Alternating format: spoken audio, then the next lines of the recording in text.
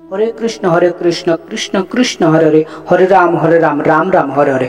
ভক্তবৃন্দগণ, কামদায় একাদশীর দিনে বলেও মুখে তুলবে না এই 5টি সবজি খাবার, তাহলে আপনার একাদশী ব্রতটি বিফল হয়ে যাবে, রুষ্ট হবে শ্রীহরি বিষ্ণু তথা শ্রীকৃষ্ণ।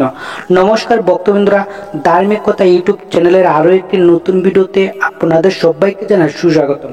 আশা করছি শ্রীহরি বিষ্ণু তথা শ্রীকৃষ্ণের কৃপায় ভালো আছেন, সুস্থ আছেন এবং ভজন কৌশলে আছেন।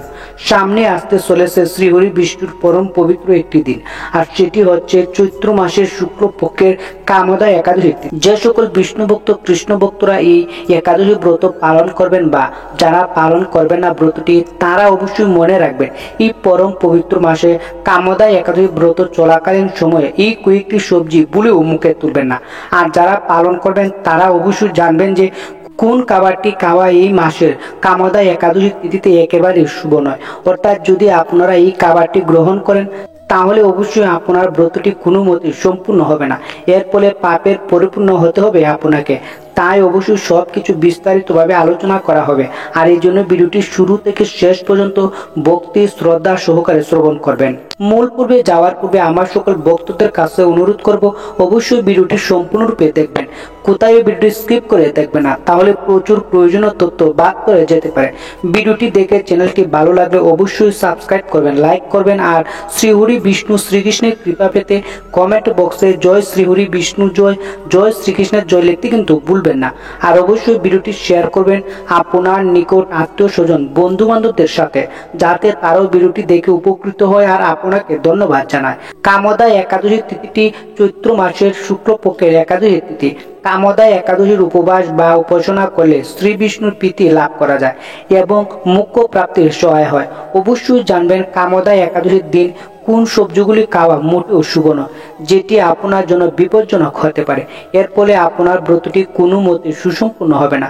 তাই সবকিছু বিস্তারিতভাবে আলোচনা করা হবে, আর আপনাকে অবশ্যই সম্পূর্ণরূপে শ্রবণ করতে হবে যদি আপনারা ব্রতটি পালন করেন শ্রীহরি বিষ্ণুর প্রতি ভক্তি শ্রদ্ধার ভালোবাসা দিয়ে।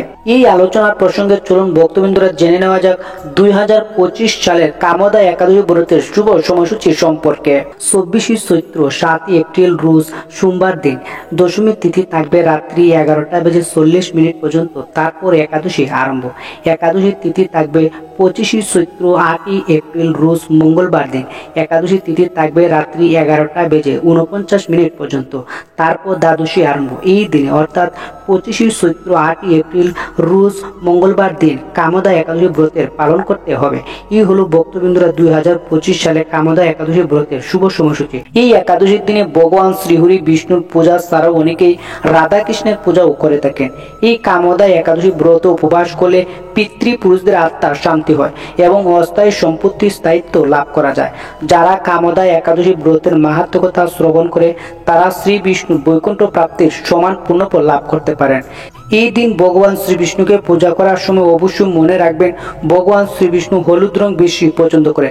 এমন অবস্থায় এই একাদশী হলুদ রঙের ফল অবশ্যই ভোগ হিসেবে ভগবানকে নিবেদন করবেন। আর এই রঙের ফল হিসেবে আপনারা দান করতে পারেন বিশেষ করে পাকা কলা ফল। কামদা একাদশীর বিশেষ উপলক্ষে আপনারা একাদশীর পালনের দিন ডাল দান করতে পারেন। বিশ্বাস করা হয় যে ডাল দান করলে গুরুদোষ থেকে মুক্তি পাওয়া যায় এবং জীবনের সুখ আসে। কামদা একাদশী তিথিতে হলুদ বা সাদা রঙের মিষ্টি দান করতে পারেন। এই পরম পবিত্র মাসের যেভাবে আপনারা ব্রতটি পালন করবেন, সবার প্রথম এই দিন সূর্য উদয়ের আগে ঘুম থেকে উঠে স্নান করতে হবে। স্নানের জলে সামান্য পরিমাণ গঙ্গা জল বা হলুদ মিশিয়ে স্নান করবেন এবং স্নান করার পর শ্রীহরি বিষ্ণুর মহামন্ত্রটি জপ করতে পারেন। পারলে অবশ্যই শ্রীকৃষ্ণের মহামন্ত্রটি আপনারা জপ করতে পারেন এই সময়। এরপর শুদ্ধ বস্ত্র পরিধান করে ঠাকুরের ঘরে আরতি করতে হবে। তারপর ঠাকুরের নাম জপ করতে হবে মনে মনে। কোনো খারাপ চিন্তা বা কুচিন্তা আনা যাবে না এই দিন। গায়ে কোনো রকম প্রসাধনী ব্যবহার করা যাবে না এই দিন, যেমন সাবান, শ্যাম্পু, বিভিন্ন ধরনের সুগন্ধি জিনিস এই দিন গায়ে ব্যবহার করা যাবে না। এই কামদা একাদশীর দিনে বিশেষ করে আপনাকে মনে রাখতে হবে পর গুরু নিন্দা, পর চর্চা, কুকথা, মিথ্যাচার, চুল কাটা, নখ কাটা ইত্যাদি থেকে বিরত থাকতে হবে। সমর্থ হলে দশমীতে একাহার করতে পারেন, একাদশীতে নিরাহার এবং দ্বাদশীতে একাহার করতে পারেন। তারপর তা যদি করতে অসমর্থন হয় শুধুমাত্র একাদশীতে পঞ্চ রবি শস্য বাদ দিয়ে ফলমূল গ্রহণ করার বিধান রয়েছে সনাতন ধর্মশাস্ত্রে।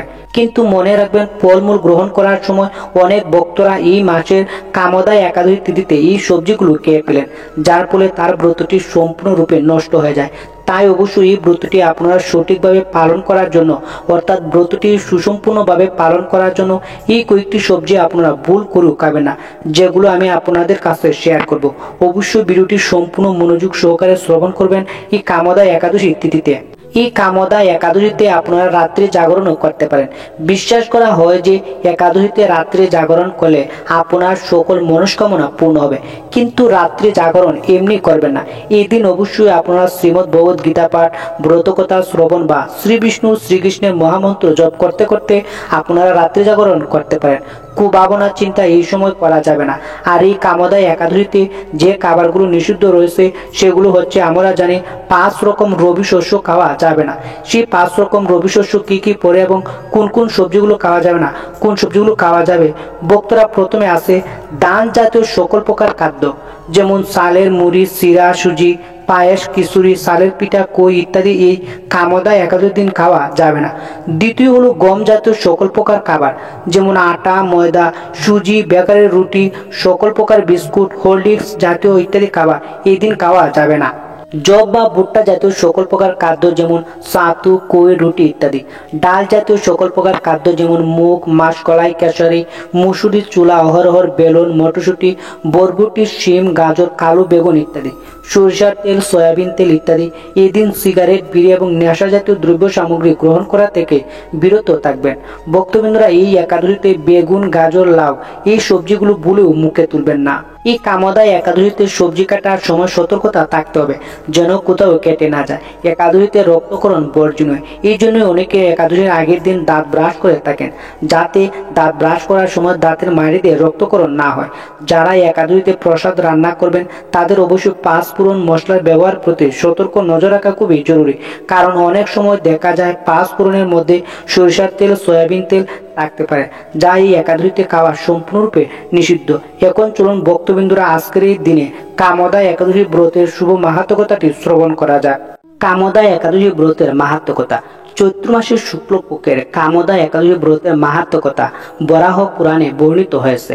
মহারাজ যুধিষ্ঠির বলেন, হে বাসুদেব, আপনি কৃপা করে আমার কাছে চৈত্র মাসের শুক্লপক্ষের একাদশীর মহিমা কীর্তন করুন।